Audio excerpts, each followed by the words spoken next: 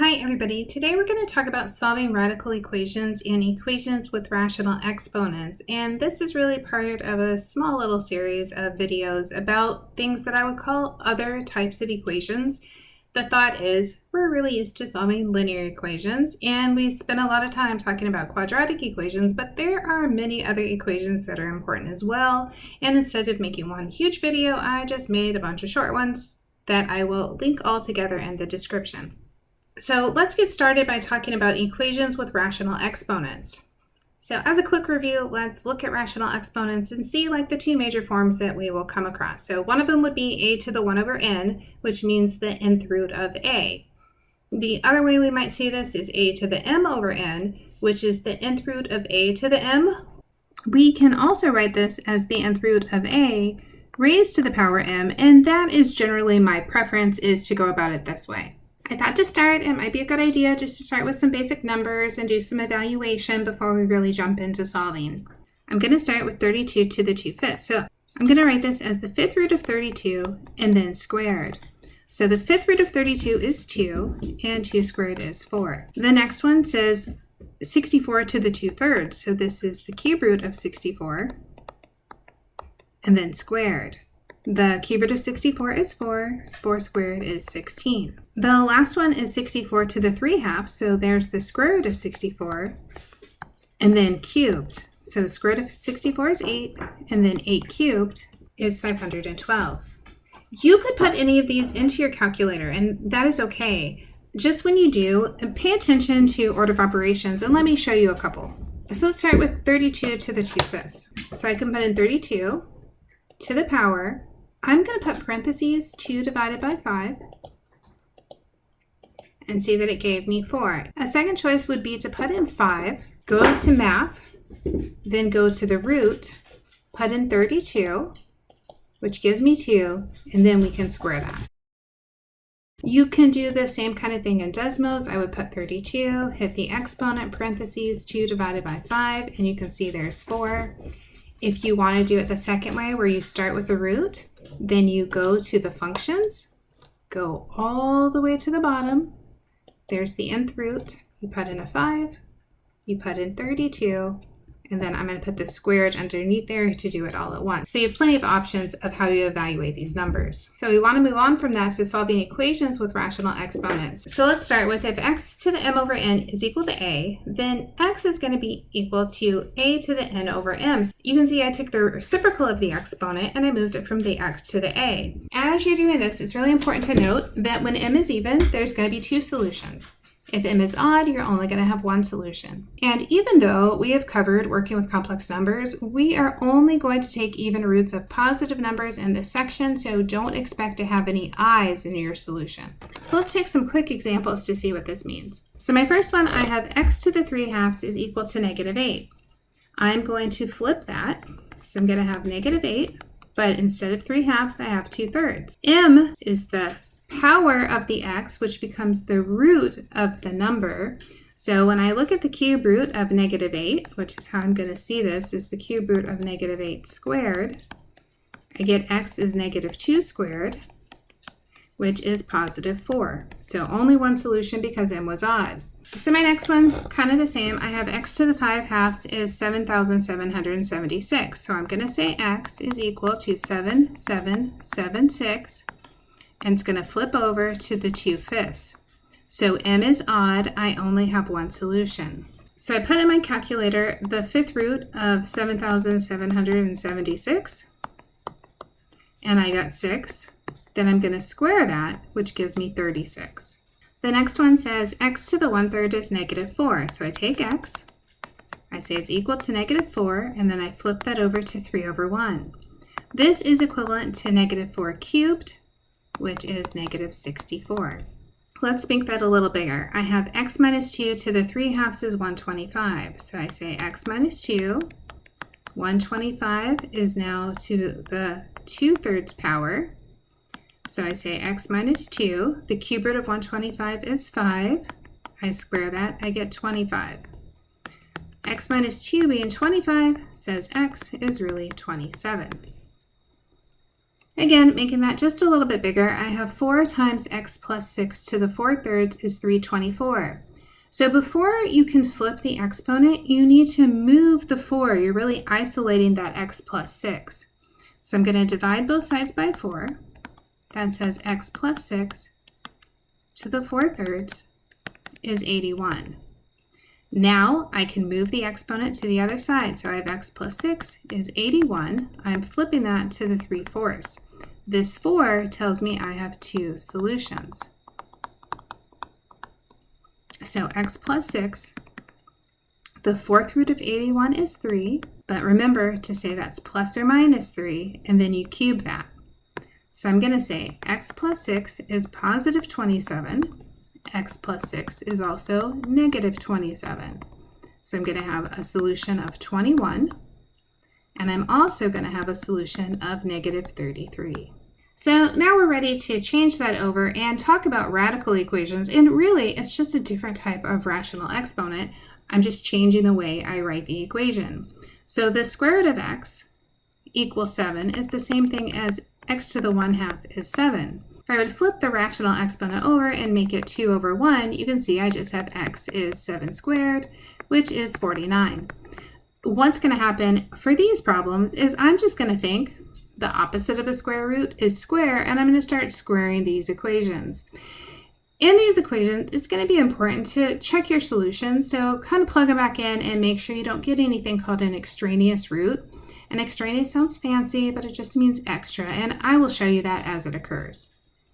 So the next one says the square root of 4x plus 2 minus 9 is 0. So we want to isolate the radical. 4x plus 2, I have the square root, is 9. I square both sides, and you're going to hear me keep saying square the side. So we're not squaring terms, we're squaring the left side, we're squaring the right side. Square root of 4x plus 2 squared is 4x plus 2. 9 squared is 81. So 4x is 79. I divide by 4, and I'm going to leave my answer that way as 79 over 4. What I want to check is if I plug 79 over 4 back in, I want to make sure it's in the domain. I don't want to take the square root of a negative number, so I can see 79 over 4 times 4 plus 2 is positive. I'm okay. I'm just going to go to the next problem. Here I have the square root of 5t plus 3 is 10, so let's start by squaring both sides.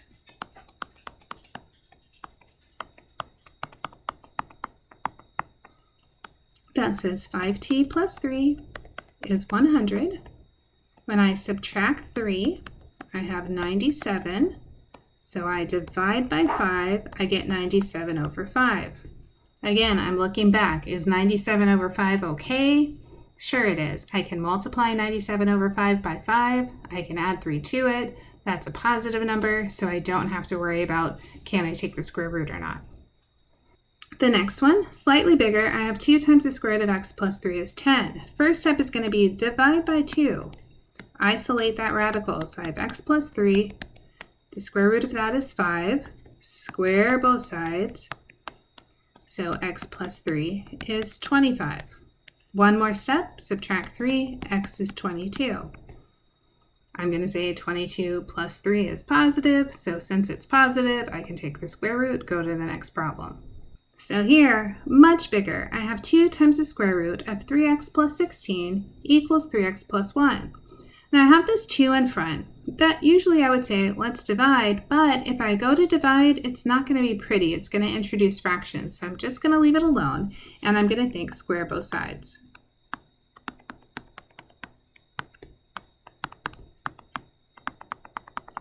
But again, remember, you're squaring the sides. You're not squaring 3x and squaring 1. You're squaring the quantity 3x plus 1. Make sure you pay attention to, you have to square 2, which is 4. You square the square root of 3x plus 16, which is 3x plus 16. When you square a binomial, you're going to get a trinomial. So 3x squared is 9x squared.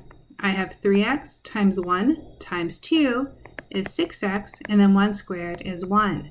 Here I did 3x plus 1 times 3x plus 1. 3x times 3x is my 9x squared. 3x times 1 is 3x. then 1 times 3x is another 3x, and then 1 times 1 is 1. So I put this 3x and 3x together. I used a shortcut, but you can do it the long way. Now I'm going to distribute 4 times 3x is 12x. 4 times 16 is 64. This is 9x squared plus 6x plus 1. I'm going to move everything to the right, so the left will be 0. I have 9x squared. 6x minus 12x is minus 6x. And then 1 minus 64 is negative 63. I want to factor this, but first I notice 9, 6, and 63 are all divisible by 3, so let's take a 3 out. I have 3x squared minus 2x minus 21, and I can say this is equal to 0. We can really just concentrate on the 3x squared minus 2x minus 21 is 0. I could divide both sides by 3 to get rid of this leading 3. Now I need to factor the 3x squared minus 2x minus 21. So I know there's a 3x here, and I know I need to pay attention to 3 times negative 21 is negative 63. I need to find factors of negative 63 that add up to negative 2. So I can do negative 9 and 7. You could write this as 3x squared minus 9x plus 7x minus 21. You look at the 3x squared minus 9x, you take a 3x out, I have x minus 3. 7x minus 21, I take a 7 out, there's x minus 3. So my factoring is x minus 3, 3x plus 7. So up here, 3x plus 7 and x minus 3. So this says I have two answers. 3x is negative 7, x is negative 7 over 3, and then I have x is positive 3. So I made some room because I want us to check our answers. So I'm going to do 2 times the square root of 3 times negative 7 over 3 plus 16, and I want to know if that's 3 times negative 7 over 3 plus 1. The 3 cancels. I have 2. The square root, 16 minus 7 is 9. And then these 3's cancel. I have negative 7 plus 1. This says 2 times 3 is equal to negative 6. This is not true. 6 is not equal to negative 6, so x equals negative 7 over 3 is not a solution. We have to do the same thing with the positive 3. So I'm going to do 2 times the square root. 3 times 3 plus 16 equals to 3 times 3 plus 1. 3 times 3 is 9. 9 plus 16 is 25. So I have 2 times the square root of 25. 3 times 3 is 9 plus 1. Square root of 25 is 5, so I have 2 times 5 equals 10. This one is true. So x equals 3 is a solution. X equals negative 7, 3 is not. That's that extraneous roots, and I got an extra answer, and I need to throw it away. So I hope this shows you that that does happen sometimes as we're squaring.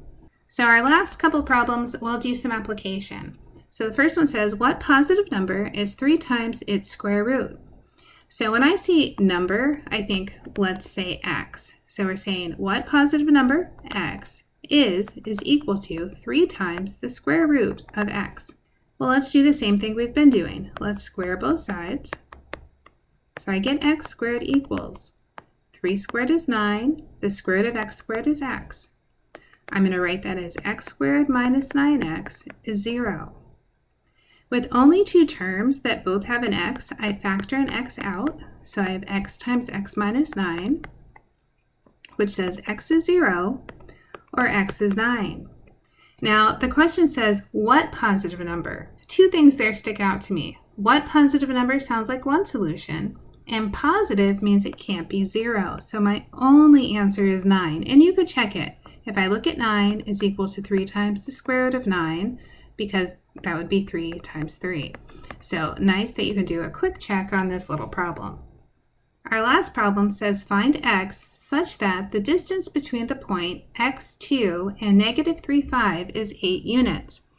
The distance formula is d is equal to the square root of x2 minus x1 squared plus y2 minus y1 squared. So I'm going to write this as 8 is equal to the square root of x minus negative 3 squared plus 2 minus 5 squared. So the difference in the x's and the difference in the y's. This says 8 is equal to x minus negative 3 is x plus 3. And then 2 minus 5 is negative 3 squared, and I take the square root.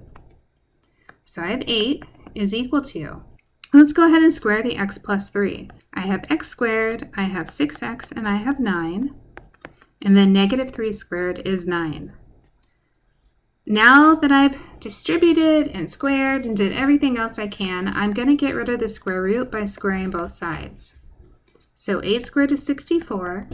That's equal to x squared plus 6x plus 18. I'm going to bring the 64 over.